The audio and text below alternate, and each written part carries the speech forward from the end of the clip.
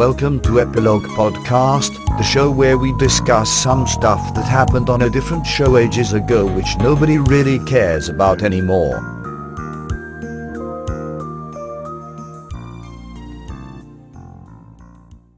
Hi, I'm Portponky. And I'm LeBloc. Today we're discussing Deep Space Nine, Season 3, Episode 12, Past Tense, Part 2. Taking the place of Gabriel Bell, Sisko restores the timeline to roughly what it used to be. So, what did you think? I thought it was pretty good. I like this two-parter. A lot more serious than what we've been seeing. And you mentioned last episode that this is cliched, but they had fun with the details. I like how Sisko's obsession with the 21st century became of use.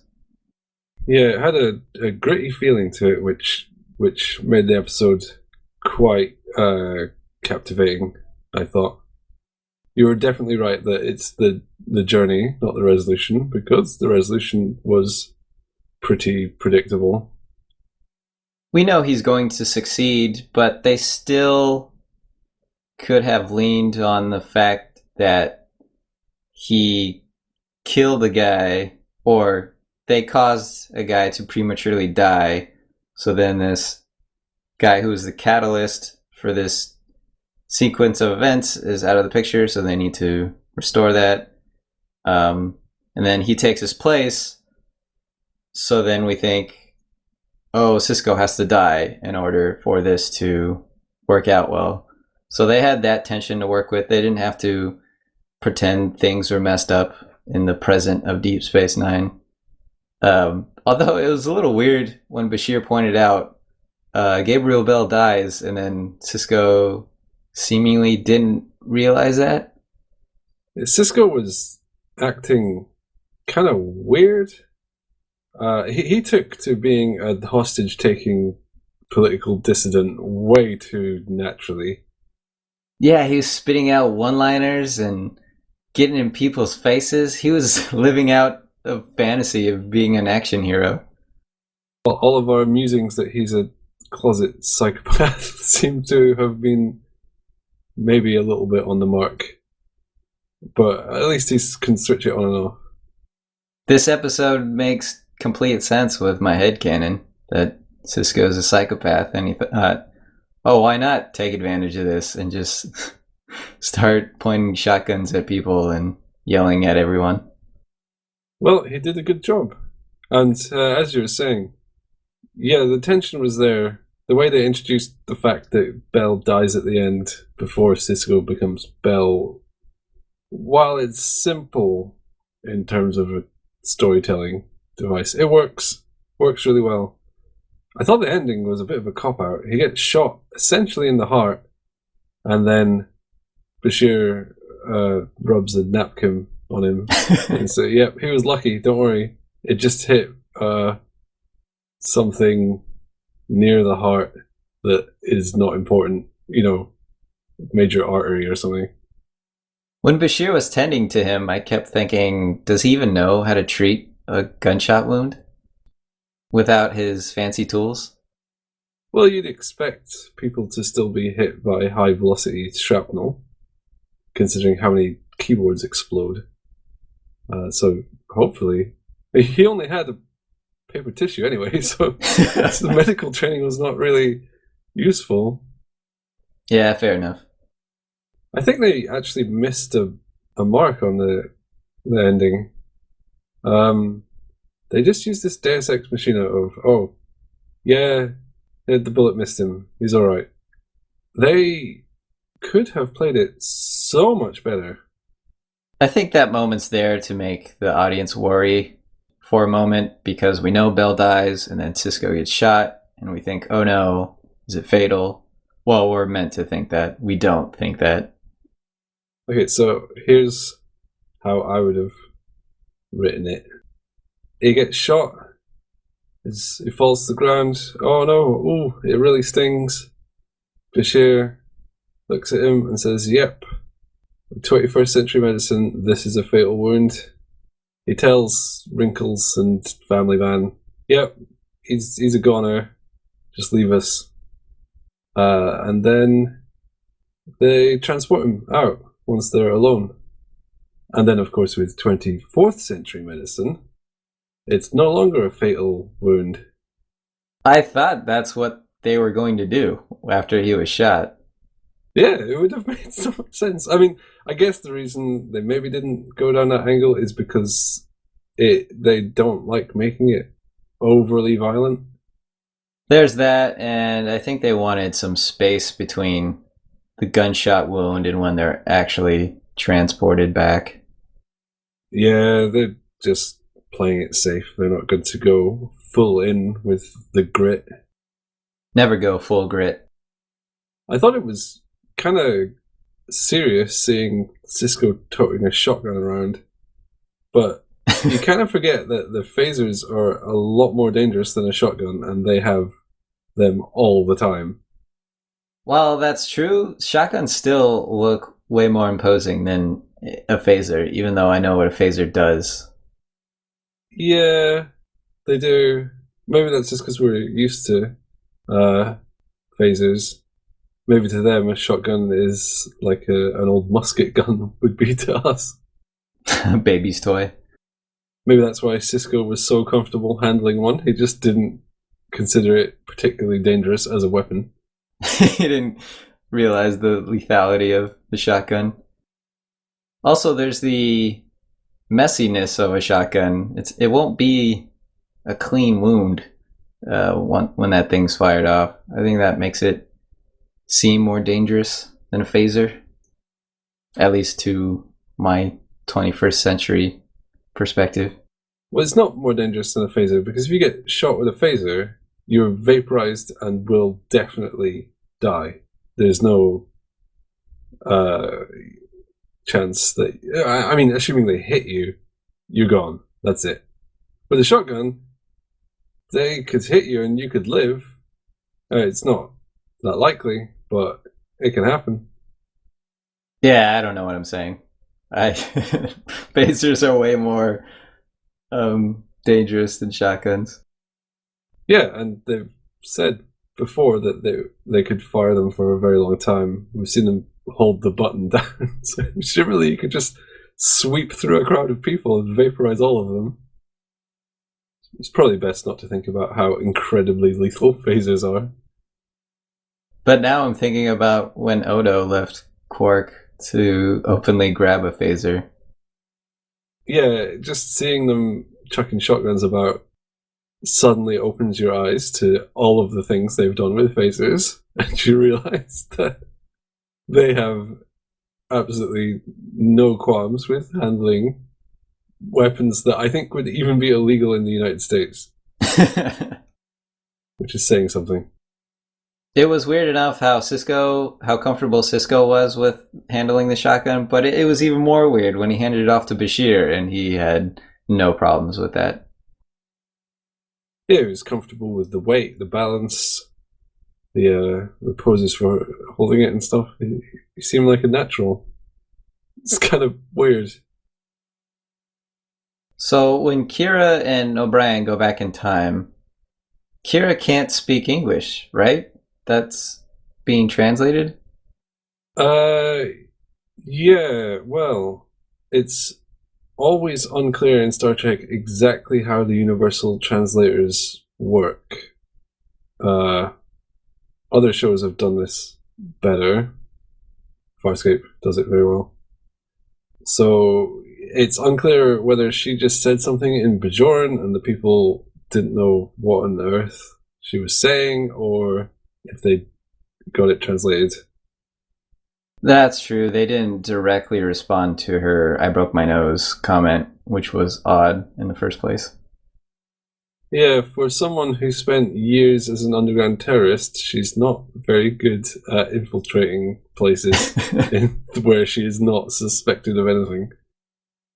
Dax showed us how adept she would be, mostly in the previous episode, calling her comm badge a brooch and so on. Yeah, she was on point, which is good. I like it when Dax is a character who gets thrown into a situation and immediately completely seizes control of it. Because with 300 years experience, you'd expect them to be able to navigate almost any situation effortlessly. Yeah, knowledgeable Dax is the best Dax. There was the scene where they had to get her comm badge back. I'd actually quite like to talk about that. When it first happened, I thought this is a bit of a pointless scene.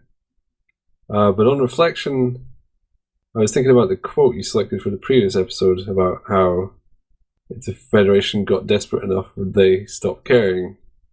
And in some small way, I felt taking the comm badge off the man who's clearly got serious mental issues.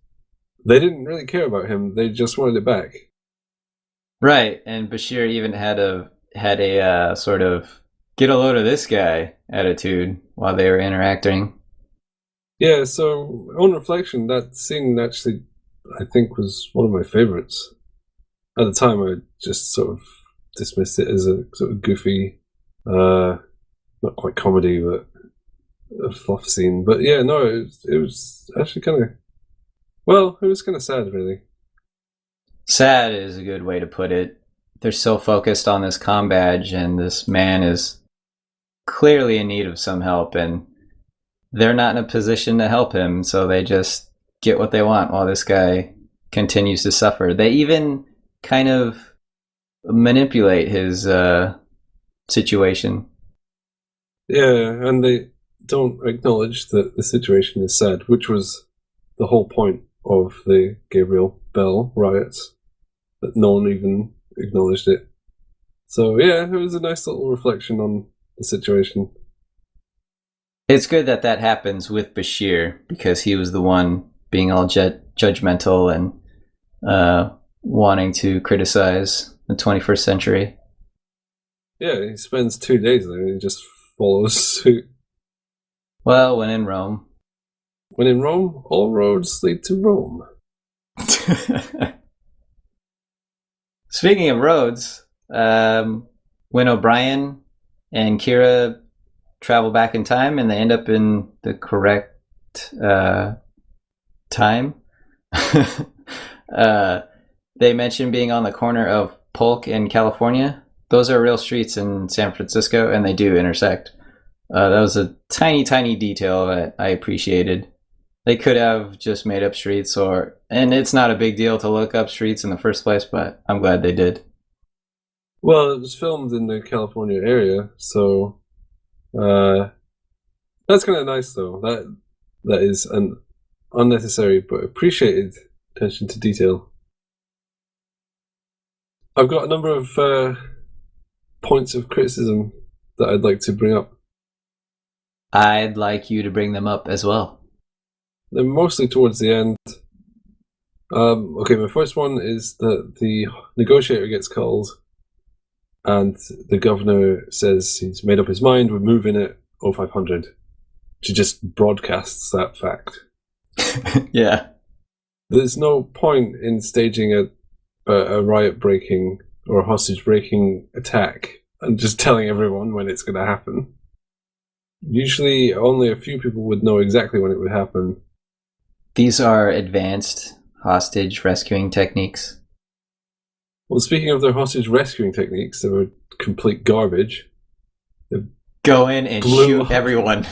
Yeah, they blew up a window and took them way too long to get in. If they were serious about killing the hostages, all those hostages would have died. One of the guys barging in got shot by Angry Hat Man. They were slow and ineffective. They're on a budget. And then, to follow on, once they free the hostages, they just start giving guns to the people in guard uniforms who say, yeah, we're guards. And then they leave everyone. They just walk out. That part was so strange. They just left. Yeah, they just left. They left 2 hostage takers alive. Usually, each and every hostage would be essentially arrested, more or less. Something. Well, they quite often take each hostage in a van to a police station or somewhere, figure out who they are, that they're a hostage. Because it is very common for hostage takers to throw their guns down and run out saying, "Help, help, I'm a hostage." And just let them go. "Oh, you're a hostage? Well, on you go." Sounds good. Right, just give us a call tomorrow or something. Tell us your name. So yeah, overall, the whole resolution by the police storming in was it was fine in terms of plot. Just the way it was portrayed was kind of amateur. Yeah, the portrayal was severely lacking for all the points you mentioned. Oh well. I liked it as a plot point, at least. Yeah, it was crazy that they shot even Webb, the figurehead guy. When that guy was shot, I thought the history would change and then he would become the figure that everyone rallied around. That would also have been a good ending. Yeah, because it didn't have to be Bell. It was just that guy at that time that facilitated the rest. But it could have been another guy dying. Oh well. It's rare that they shoot so many people with automatic weapons on Star Trek. My other point of contention was the very end, when Bashir comes in with the iPad and says, "Hey, check this out. Gabriel Bell is now you in the past." Yeah. Sisko says, "I'll have difficulty explaining this to Starfleet." But why would he need to? From their perspective, it's always been that way. He just happens to look like Gabriel Bell. Do they have to file official reports or anything? You would have to account for the past few days. They are supposed to file official reports, and there's supposed to be an investigation every time they mess up the timelines. Which is stupid, because what are they going to do? It's not like they deliberately went back and did all this. They fixed it up as best they could, and then if they have to submit a report, it's like they're just going to be like, "Yeah, don't do it again." Oh, okay. It's also strange that they had such a photo of Sisko, and they didn't use the photo from Gabriel Bell's ID card. Yeah, when it wasn't his body that was found. Yeah. Surely when Bell arrived in the sanctuary, he had his photo taken, just like Sisko and Bashir did. So it's odd they had an action shot of Sisko in such clothes, when the only time he went outside wearing those was at night. So, don't know where they got that photo from. It's possible that Wrinkles insisted that he was the real Bell. No, but he planted the ID on some random guy. He wouldn't then produce a photo of a different person and saying, "Yeah, look, this guy is that corpse." Ignore the fact they are completely different in height, weight, race. I know you found the ID on that guy, but trust me, this photo is the one you want. It seems ridiculous that the ID is so easy to place. Like, you just chuck the ID on a corpse, and then the coroner will come along and say, "Yeah, this ID is this corpse. Positive identification. Gabriel Bell. No doubt about it." None of this data matches, but he had the ID, so what can I say? Obviously, being shot has horrendous ramifications for the human body. He was killed so hard, his body was mutilated into a completely different person. It's horrific. It's such a sad thing to happen. Definitely worth having a riot over. My complaint is a minor one, but it stood out to me. Manhole covers are really heavy. Yeah, they tried to make it look heavy, but they are much heavier. than what they portrayed. You can't just gently lift one and toss it to the side. You need a special tool or a Ninja Turtle to move one of those. Do you have a historically interesting quote from the show? You know, Commander, having seen a little of the 21st century, there's one thing I don't understand. How could they have let things get so bad? Yeah, things are getting better all the time. Yeah, progress happens in little steps. It doesn't happen in huge chunks. And it's easy to be cynical and not notice that. Some things may be getting worse, some things better, but overall, things are improving. Yeah, and it's so gradual. And he knows where it ends up eventually, so it corrects itself. Whilst their situation is grim, if they'd gone back to 17th century or something, I'm sure they would find it a lot worse. These are people fighting over the right to earn a living equally, but if you go back half a millennia, the underclasses are just hopelessly destitute. There's horrendous disease, it is terrible. I guess his point was, considering all we do have, the way it is applied is not very good. There's a lot of medicine and scientific knowledge and money that is not helping people when it could be. Yeah, that's fair. His point is, we should know better. Yeah, well, it'll get better one day. Sorry, Bashir. It's not our fault. But we're all products of the eras in which we live. It would be easy for me, if I could time travel, to go back to days of slavery and say, how could they have slaves? What a bunch of jerks. Yeah, it's easy to be a saint in paradise. I'm glad to see the fruits of that particular tree. Yes, those fruits are succulent. The fruit is this episode, right? Yeah, and then the tree is that quote about... Yeah, okay. Okay.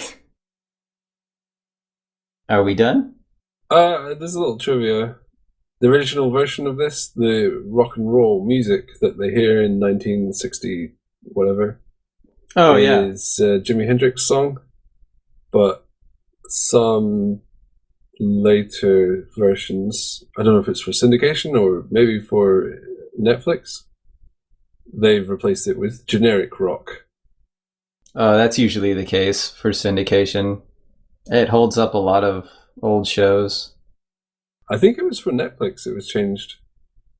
So there's a little trivia. I don't know which version you had. I had the Jimi Hendrix one on the DVDs.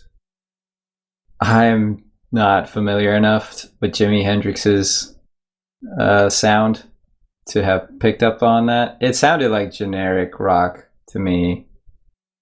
Yeah, well, maybe we can sample both and see if they're the same. So here's the version I got.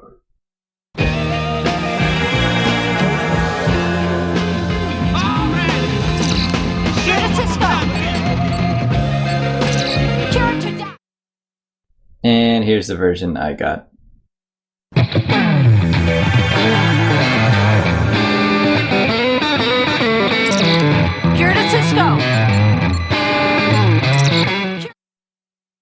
That's pretty different. Yep, but different.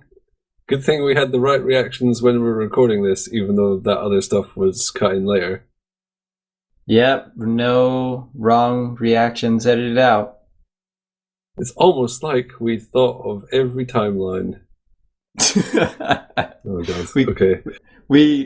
Okay, so we said the wrong thing, and then we went back in time and we corrected it. R.I.P. Starfleet. So this is the correct timeline. Okay, I think we need to get to the next episode.